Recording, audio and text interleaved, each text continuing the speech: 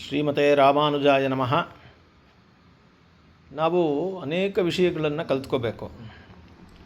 ಆ ವಿಷಯಗಳಲ್ಲಿ ಮುಖ್ಯವಾಗಿ ಶೈವಾಗಮದ ಪ್ರಯೋಗದ ಪ್ರಕಾರ ಈ ಲಿಂಗ ಸ್ಥಾಪನೆಯಲ್ಲಿ, ಪ್ರತಿಷ್ಠಾ ಕಾಲದಲ್ಲಿ, ಯಾಗಶಾಲಾ ಮಂಟಪಕ್ಕೆ ಹೋಗುವಾಗ, ಸಭಾಭವನದ ಉದ್ಘಾಟನೆಯಲ್ಲಿ, ದೇವಾಲಯದ ಸಂಪ್ರೋಕ್ಷಣೆ ಮಾಡುವಾಗ, ಯಾಗಶಾಲೆಯಲ್ಲಿ, ನವಾಹೋತ್ಸವ ಮಧ್ಯದಲ್ಲಿ ನಾವು ವಾಸ್ತುಶಾಂತಿಯನ್ನು ಮಾಡಬೇಕಾಗ್ತದೆ. ಈ ವಾಸ್ತುಶಾಂತಿಯನ್ನು ಮಾಡಬೇಕಾದ್ರೆ ವಾಸ್ತು ಪೂಜೆಯನ್ನು ಮಾಡೋದಕ್ಕಿಂತ ಮುಂಚೆ ನಮಗೆ 2 ಮಂಡಲಗಳು ಗೊತ್ತಿರಬೇಕಾಗ್ತದೆ. ಅದಿಲ್ಲದೆ ಹೋದರೆ ವಾಸ್ತು ಪೂಜೆಯನ್ನು ಮಾಡೋದಕ್ಕಾಗೋದಿಲ್ಲ. ಮೊದಲನೇ ಮಂಡಲ ಬಂದು ಮಂಡೂಕ ವಾಸ್ತು ಪುರುಷ ಮಂಡಲ, ಎರಡನೇದು ಪರಮಶಾಯಿಕ ವಾಸ್ತು ಮಂಡಲ. ಮಂಡೂಕ ವಾಸ್ತು ಮಂಡಲವನ್ನು ನಾವು ದೇವರುಗಳಿಗೆ ಅಂದರೆ ಶಿವನಿಗೆ ಬಳಸ್ತೀವಿ, ಪುರುಷ ದೇವತೆಗಳಿಗೆ ಬಳಸ್ತೀವಿ. ಪರಮಶಾಯಿಕವನ್ನು ದೇವಿಗೆ ಬಳಸ್ತೀವಿ. ಈಗ ನಮ್ಮ ಪರಮ ಶಿಷ್ಯರಾದಂತಹ ಗುರು ಮತ್ತು ದರ್ಶನ್ ಎಲ್ಲ ಇಬ್ಬರು ದೀಕ್ಷಿತರುಗಳು. ಈಗ ನಾನು ಇವರಿಗೆ ಹೇಳಿದ್ದೀನಿ, ಈಗ ಸದ್ಯಕ್ಕೆ ಮಂಡೂಕ ಮಂಡಲ ಮತ್ತು ಪರಮಶಾಯಿಕ ಮಂಡಲವನ್ನು ಬರೆಯೋದು ಹೇಗೆ, ಅದರಲ್ಲಿ ಎಷ್ಟು ಸೂತ್ರಗಳಿರಬೇಕು, ಎಷ್ಟು ಪದಗಳಿರಬೇಕು ಅನ್ನೋದನ್ನು ಹೇಳ್ತಾರೆ. ಈಗ ಮೊದಲಿಗೆ ನಾವು ಮಂಡೂಕ ಪದವನ್ನು ನೋಡೋಣ. ಮಂಡೂಕ ಪದದಲ್ಲಿ ಎಷ್ಟಿರಬೇಕು, ಸೂತ್ರಗಳೆಷ್ಟು? 9 ಸೂತ್ರಗಳು. 9 ಸೂತ್ರ ಬರೀರಿ. ಇವಾಗ ಬರ್ಕೊಳ್ಳಿ. 1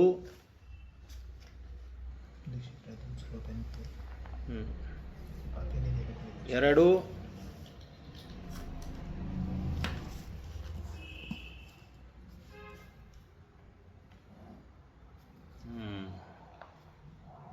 ಇನ್ನು ಹಿಂದೆ ಎಲ್ಲ ಸೂತ್ರಪಾತ ಅಂತ ಮಾಡಬೇಕು. ಅಂದರೆ ದಾರಗಳಲ್ಲಿ ಬಣ್ಣವನ್ನು ಹಾಕ್ಕೊಂಡು ಆ ಸೂತ್ರಪಾತಗಳನ್ನು ಮಾಡ್ತಿದ್ರು. ಈಗಲೂ ಕೂಡ ಅದೇ ಕ್ರಮವನ್ನು ನಾವು ಅನುಸರಿಸ್ಬೋದು. ಆದರೆ ಪ್ರಾಕ್ಟಿಕಲ್ ಪಾಠಗಳನ್ನು ಮಾಡುವಾಗ ಇವೆಲ್ಲವೂ ಅವರಿಗೆ ಗೊತ್ತಿರಬೇಕು ಅನ್ನೋದಕ್ಕೋಸ್ಕರ ಈಗ ದರ್ಶನ್ನವರು ಮಂಡೂಕ ಪದವನ್ನು, ನಮ್ಮ ಗುರು ದೀಕ್ಷಿತರು ಈಗ ಪರಮಶಾಯಿಕ ಮಂಡಲವನ್ನು ಬರಿತಾ ಇದ್ದಾರೆ. ಅದರ ವಿಶೇಷತೆಗಳನ್ನು ನಾವು ಈಗ ಮಂಡಲದ ಪದಗಳು, ವಿನ್ಯಾಸಗಳು ಎಷ್ಟಿರಬೇಕು ಅಂತ ಹೇಳ್ಬಿಡ್ತೀನಿ. ಮುಂದಿನ ಕ್ಲಾಸ್ ಕಾಯ್ತಾ ಇರಿ. ನೀವು ನೋಡೋರು ಕೂಡ ನಿಮ್ಮ ಕಾಮೆಂಟ್ಸ್ಗಳಲ್ಲಿ ತಿಳಿಸಿ.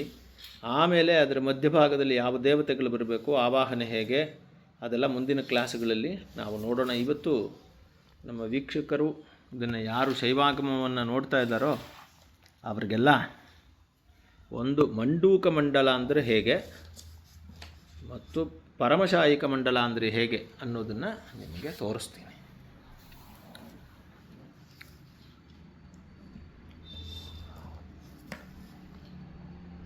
ಯಾರು ಬೇಗ ಮಾಡ್ತಾಯಿದ್ದೀರಿ ನೋಡಿ. ಒಂದು ಅಂದಾಜಲ್ಲಿ ಎಳೀರಿ, ತುಂಬ ಏನು ಇದನ್ನು ಮಾಡೋದು ಬೇಡ. ಆಮೇಲೆ ನೆಕ್ಸ್ಟು ಅದನ್ನು ಕ್ಲೀನಾಗಿ ನಾಳೆ ನಾಡಿದ್ದರ ಕ್ಲಾಸ್ಗಳಲ್ಲಿ ಎಕ್ಸ್ಪ್ಲೇನ್ ಮಾಡೋಣ. ದೇವತೆಗಳೇನು, ಹೇಗೆ ಅದನ್ನು ದಿಕ್ಕೋನಗಳನ್ನು ಹೇಗೆ ಮಾಡಬೇಕು ಅನ್ನೋದನ್ನು ಕೂಡ ಮಾಡೋಣ. ಸೊ ಪರಮಶಾಯಿಕ ಮಂಡಲ ಮೊದಲು ರೆಡಿ ಆಗ್ತಾ ಇರೋಂಗಿದೆ, ನೋಡೋಣ.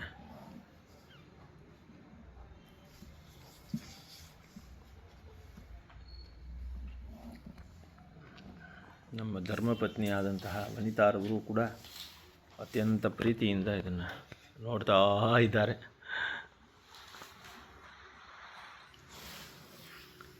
ಪ್ರಾಕ್ಟಿಕಲ್ ಕ್ಲಾಸ್ಗಳು ಮಾಡೋದು ತುಂಬ ಮುಖ್ಯವಾಗಿ ದೇವಸ್ಥಾನಗಳಲ್ಲಿ ಹೋಗಬೇಕು. ಆ ಶೂಲ ಸ್ಥಾಪನೆ ಎಲ್ಲ ಆಮೇಲೆ ಮಾಡೋಣ, ತೊಂದರೆ ಇಲ್ಲ. ಓಕೆನಾ? ಎಲ್ಲ ಶೂಲ ಸ್ಥಾಪನೆ ಬಗ್ಗೆ ತಲೆ ಕೆಡಿಸ್ಕೊಳ್ಳೋದು ಬೇಡ. ಈಗ ನಾವು ಮಂಡೂಕ ಮಂಡಲವನ್ನು ಮೊದಲು ತೋರಿಸ್ಬಿಡೋಣ, ದೇವತೆಗಳಿಗೆ ಅನುಕೂಲವಾದದ್ದು. ಸೊ ಮೊದಲನೇ ಸೂತ್ರ ಯಾವುದಪ್ಪ? 1 ಬರೀ ಅಲ್ಲಿ ಮೇಲ್ಗಡೆ ಬರೀ, ಇನ್ನೂ ಮೇಲ್ಗಡೆ ಕಾಣೋಂಗೆ, ಶೂಲದ ಮಧ್ಯದಲ್ಲಿ ಕಾಣೋದಿಲ್ಲ. 2 ಇದು ಸೂತ್ರಪಾತ ಅಂತ. ಫಸ್ಟು ಸೂತ್ರಗಳನ್ನು ಹಾಕೋಬೇಕು. ಹೀಗೆ ಅವರು ಹೇಳುವಾಗ ಮೊದಲೇ ಹೇಳ್ತಾರೆ, ಪಶ್ಚಿಮದಿಂದ ಆರಂಭಿಸಿ ಪೂರ್ವದವರೆಗೂ 1 ದಾರ ನೋಡಿ. ಹೀಗೆ 9 ಸೂತ್ರಗಳನ್ನು, 9 ದಾರಗಳನ್ನು ಕೆಳಗಡೆ ಹಾಕೋಬೇಕು. ಹಾಗೆಯೇ ದಕ್ಷಿಣದಿಂದ ಅಂದರೆ ಉತ್ತರ ದಕ್ಷಿಣವಾಗಿ ತಿರ್ಗಾ ಅದು ಕೂಡ 9 ದಾರ.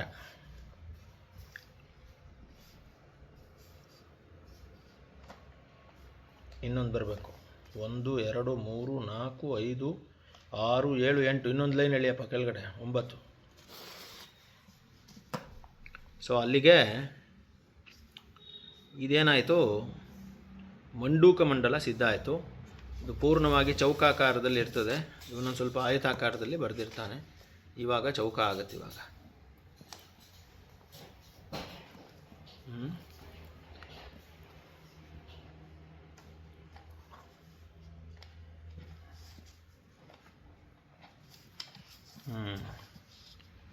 ಇದು ಸುಲಭ. ಈಗೇನು ಇದರಲ್ಲಿ ವಿಶೇಷ ಅಂದರೆ, ಮಂಡೂಕ ಮಂಡಲದ ವಿಶೇಷತೆ ಏನು ಅಂತಂದರೆ, ಒಟ್ಟು 9 9 ಹಾಕಿರೋದ್ರಿಂದ ಅದೇನಾಗುತ್ತೆ, ಒಟ್ಟು ಒಳಗಡೆ ಬರುವಂತಹ ಚೌಕಗಳು ಅಂದರೆ ಪದಗಳು ಎಷ್ಟಾಗುತ್ತೆ ಅಂದರೆ, ಟೋಟಲ್ಲು ನೋಡಿ ಅಲ್ಲಿ 8 ಮಾತ್ರ ಒಳಗಡೆ ಕಾಣಿಸುತ್ತೆ. ಇಲ್ಲಿ ತೋರಿಸಿ. 1 2 ಒಳಗಡೆ ಬರಿ, ಮೇಲಿಂದ ಬರಿ. 1 2 3 4 5 6 7 8. ಸೊ ಈ ಕಡೆಗೆ ಬರಿ. ಹಾಗೇನೆ ಇಲ್ಲಿ 1 ಮೇಲ್ಗಡೆ ಬರಿ. 1 2 3 4 5 6 7 8. ಸೊ ಹೀಗೆ 8 ಆ ಕಡೆ 8 ಈ ಕಡೆ 8 ಇದ್ದರೆ ನಮಗೆ ಅದನ್ನು ಮಂಡೂಕ ಪದ ಅಂತ ಹೇಳ್ತಾರೆ. ಇದು ಮಂಡೂಕ ಪದ ವಾಸ್ತುಮಂಡಲ. ಈಗ ನಾಳೆ ನಿಮಗೆ ನೆಕ್ಸ್ಟ್ ಕ್ಲಾಸಲ್ಲಿ ಮಧ್ಯದಲ್ಲಿ ಹೇಗೆ ಅದನ್ನು ಒಳಗಡೆ 4 ಇದನ್ನು ಮಾಡ್ಕೋಬೇಕು, ಅದರಲ್ಲಿ ನೆಕ್ಸ್ಟು 6 ಆಚೆ ಕಡೆ ಪದಗಳಲ್ಲಿ ಏನೇನು ಮಾಡಬೇಕು, ಯಾವ್ಯಾವ ಕೋನಗಳಲ್ಲಿ ಯಾವ್ಯಾವ ದೇವತೆಗಳನ್ನು ಆವಾಹನೆ ಮಾಡಬೇಕು ಅನ್ನೋದನ್ನು ನೋಡೋಣ. ಈಗ ಇದು ಮಂಡೂಕ ಪದಮಂಡಲ. ಸೊ ಮಂಡೂಕ ಪದಮಂಡಲ ವಾಸ್ತುಪುರುಷ ಮಂಡಲ ಹೀಗಿರುತ್ತೆ. ಈಗ ನಾವು ಇದು ಪರಮಶಾಯಿಕ ಪದಮಂಡಲವನ್ನು ನೋಡೋಣ. ಈಗ ಪರಮಶಾಯಿಕ ಪದಮಂಡಲ ಅಂತಂದ್ರೆ ಏನು ಅಂತ ಕೇಳಿದ್ರೆ, ನಾವು 8 ಹಾಕಿದ್ವಲ್ಲ ಈ ಕಡೆ ತಿರುಗಿಸಿ. ಈ 8ರ ಬದಲು ಇದು 9 ಇರುತ್ತೆ. 9 ತೋರಿಸು. ಎಲ್ಲೆಲ್ಲಿ? 1 2 ಅಲ್ಲ, ಫಸ್ಟ್ ಲೈನ್ ತೋರಿಸು. ಸೂತ್ರಗಳು ನೀ ಸೂತ್ರದ ಮೇಲೆ ಬರ್ದಿಲ್ಲ, ಬಾಕ್ಸ್ ಮೇಲೆ ಬರ್ದಿದ್ಯಾ. ಆ್ಯಕ್ಚುಲಿ ಸೂತ್ರದ ಮೇಲೆ ಬರೀಬೇಕು. ಈಗ 9 ಅಂದರೆ 1ನೇ ಸೂತ್ರ, 2ನೇ ಸೂತ್ರ, 3ನೇ ಸೂತ್ರ ಅಂತ ಹಿಂಗೆ ಲೆಕ್ಕ ಬರಬೇಕು. ಸೊ ಇಲ್ಲಿ 10 ಸೂತ್ರಗಳನ್ನು ಹಾಕೋಬೇಕಾಗ್ತದೆ. ಈ ಕಡೆ ಕೆಳಗಡೆನೂ 10 ಸೂತ್ರಗಳನ್ನು ಹಾಕಬೇಕಾಗ್ತದೆ. ಆವಾಗ ಅಲ್ಲಿ 9 ಬರೆದಿದ್ದಾನೆ, ಅದು ಕರೆಕ್ಟ್ ಅಲ್ಲ. ಇವಾಗ ಅಲ್ಲಿಗೆ 10 ಸೂತ್ರಗಳು ಬರಬೇಕು. ಅಂದರೆ 10 ಅಲ್ಲ, ನೀವು 9 ಒಂದು ಬರೆದ್ಬಿಟ್ಟಿದೆಯಾ, ಅದು 10 ಸೂತ್ರ ಇದೆಯಲ್ವೋ ಗೊತ್ತಿಲ್ಲ. ಒಂದ್ಸಲ 9 ಒಂದು ಬರೆದ್ಬಿಟ್ಟವನೆ. ಅದಕ್ಕೆ ಹೇಳಿದ್ದು ಚೌಕವನ್ನು ಸರಿಯಾಗಿ ಕ್ಯಾಲ್ಕುಲೇಟ್ ಮಾಡಲಿಲ್ಲ. ಅಲ್ಲಲ್ಲ, ಆ ಗೆರೆಗೆ 1 ಬರಿಬೇಕು. 1ನೇ ಗೆರೆ, ಆವಾಗ ಸರಿ ಹೋಗುತ್ತೆ. ಈಗ ಒಳಗಡೆ ಬರೆದಾಗ ಚೌಕಗಳು ಪದಗಳನ್ನು ಬರಿ.